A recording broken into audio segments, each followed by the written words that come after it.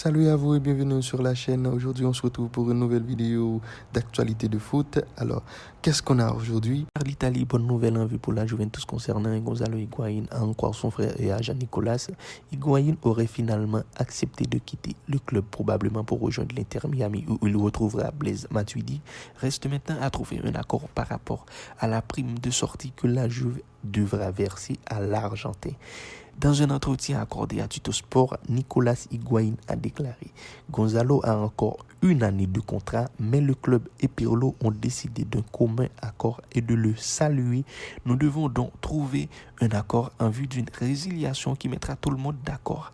Je suis convaincu que nous n'aurons aucun problème à trouver un accord parce que nous avons un rapport fantastique avec les dirigeants. » On file maintenant Bundesliga. Selon les informations de Sky Italia, Flick souhaite que le Croate fasse partie de son effectif pour la saison prochaine. Avec le roi Sané, Serge Gnabry, Kingsley Coman et Ivan Perisic, le Bayern disposerait ainsi d'un carré d'as pour animer les ailes.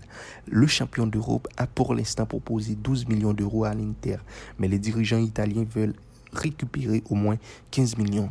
Cette différence minime entre les deux clubs devrait permettre de finaliser le transfert dans les prochains jours.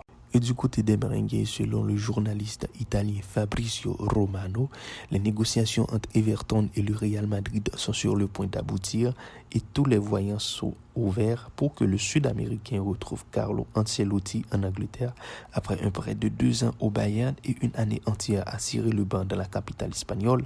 L'officialisation pourrait tomber dès mercredi.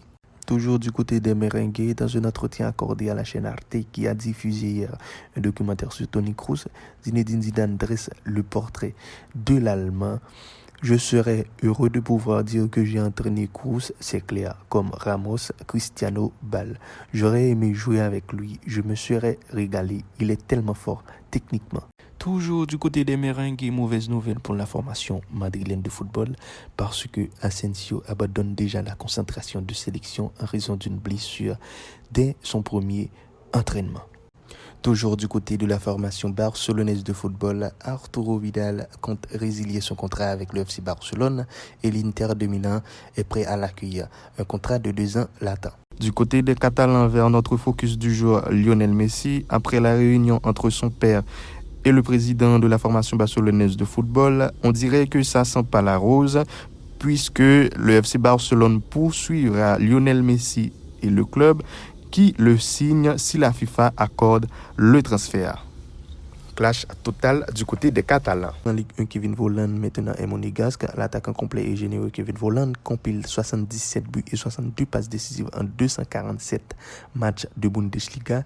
Le club souhaite la bienvenue à son nouveau joueur et la plus grande réussite sur le maillot frappé de la diagonale. Côté des Parisiens, Neymar a testé positif au Covid-19. Le PSG a publié une déclaration informant des 3 personnes diagnostiquées avec le virus, à savoir le Brésilien Angel Di Maria et Paredes, dans un vrai coup dur pour la formation parisienne de football.